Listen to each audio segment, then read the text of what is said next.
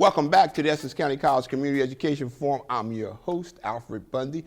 My very special guest is the senior pastor at St. James AME Church.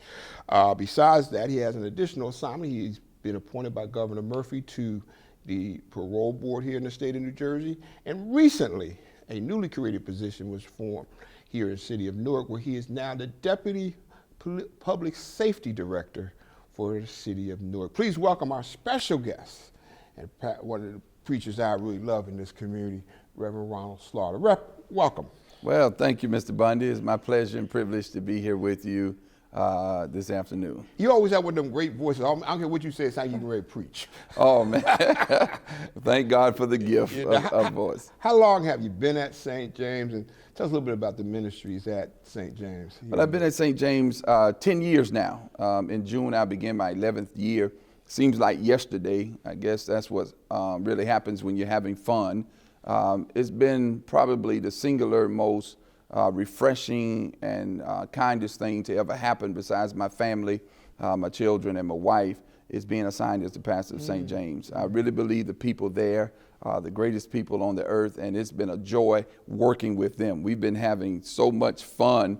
One of the most exciting things is bringing a little southern hospitality to a northern church. And so it's been exciting watching the growth of the church and watching the people continue to grow. And it's like a dream come true being the pastor of St. James. Now, things have been different during this COVID experience for all of us. I know you did a series of morning prayers and those type of things. I was fortunate to hear you many of those mornings. Talk to us about how this has been different for the church during this pandemic, and what are your concerns moving forward? First of all, let me thank you for joining us on our Monday, Wednesday, Friday prayer and devotion, which started out Monday through Saturday at 7 a.m. This pandemic has caused all churches to make a major adjustment, not just churches, but institutions and companies and corporations.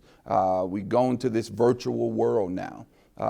Pretty much like the setup you have here at Essex County College. This is what Sunday mornings now look like. This is what Bible study now looks like. A lot of people didn't know anything about Zoom. Everybody knows about Zoom now. Everybody knows about technology. But it's been a wonderful time, although we've experienced well over 500,000 deaths in this country. Being able to connect with persons in the virtual space through FaceTime, through text messaging, through emails and technology has been really rewarding and enriching. Of course, we miss that physical contact. But until it's safe, everyone is vaccinated, then we can move back towards what we are used to and move back to a sense of normalcy. But you know, St. James was 3 worship experiences on a Sunday, 7:30, 9:30 in South Orange, and then 11 o'clock back in Newark. Now it's just one live celebration at 9 o'clock with thousands of people watching us virtually. So it's been a phenomenal experience. One thing I really want to talk to you about in the period of time we have is your new appointment with the city of Newark as the new Deputy Public Safety Director. How did this appointment come about? Oh man, I was enjoying myself and my family on a Sunday afternoon.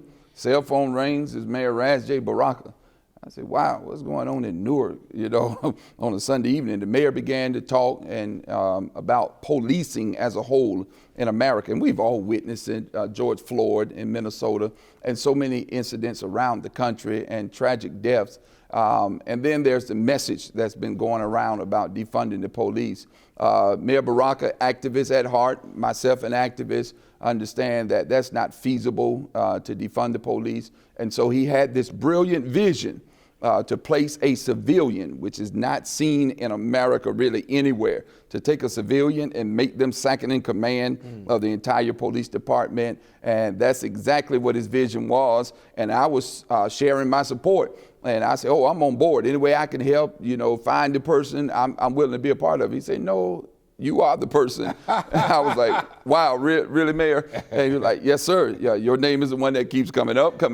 And so I need you to do this. And I was excited by the invitation and honored by it. Let's try to find out some of the issues you're going to deal with. And certainly this has been a tough time for police. As much as we need them, and everybody knows when they're in trouble, the first one they're looking for is somebody in blue. We need our police.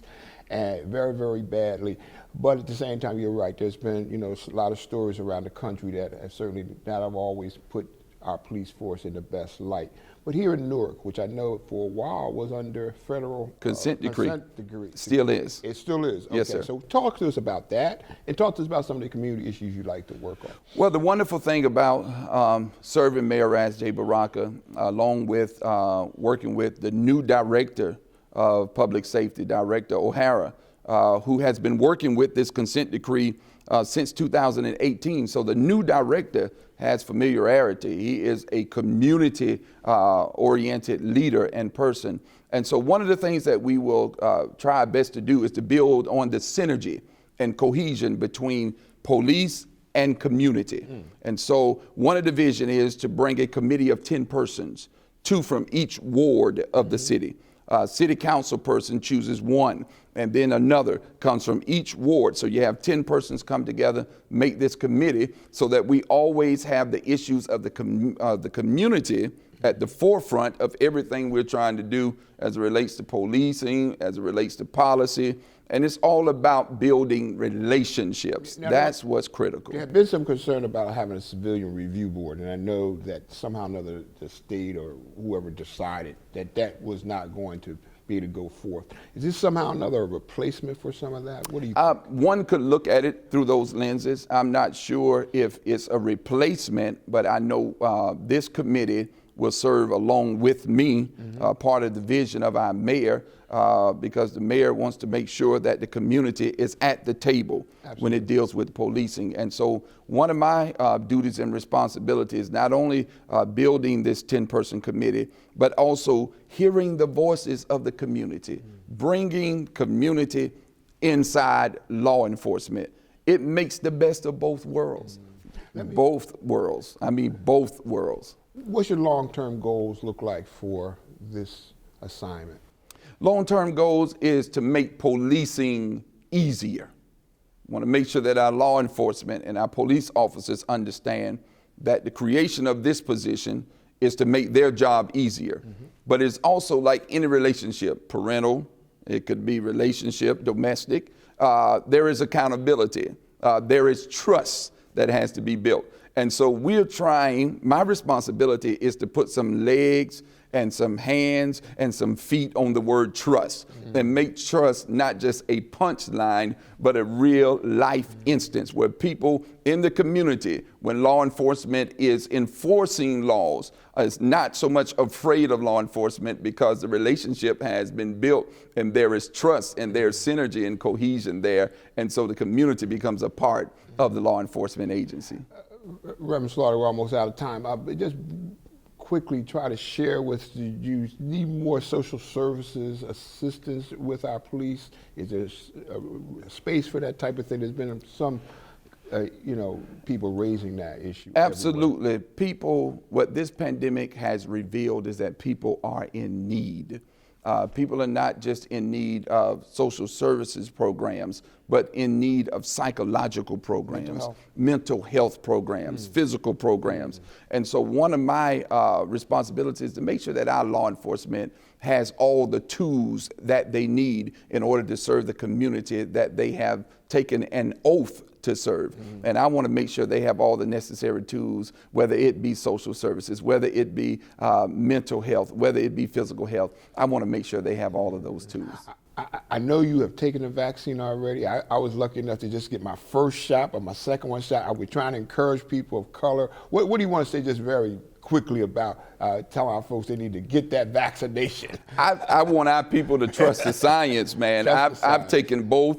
I'm still here. I'm trying to lose weight. It's a struggle. So it has not affected my eating. My weight has not affected my psyche. It has not affected my physical. My physician is a Nigerian from Dr. Ogunkoya. So it has not affected me in any way, but it has also insulated and protected me from this COVID-19, which we all have to be vaccinated if we want to get back to normalcy. We got to go. We know you're one of the big supporters, community leaders around Essex County College. Why is this college important? Well, this college is essential because It is the birthplace for so many when it comes to education. You know, education, I think Malcolm said, is the passport to wherever you want to go. Amen. And so this becomes that place where people can emanate and they can go on to be lawyers and doctors. They can go on to be politicians. Essex County College is the place that can happen. Oh, thank you so much. We got to go. I want to thank Reverend Ronald Slaughter from St. James AME Church for being our very special guest. You have been watching the Essex County College Community Education Forum. And for more information about Essex County College, please visit us at essex.edu. And to check out more of our shows on the Community Education Forum programs, check us out on YouTube and on Facebook. I'm your host, Alfred Bundy. We will see you next time.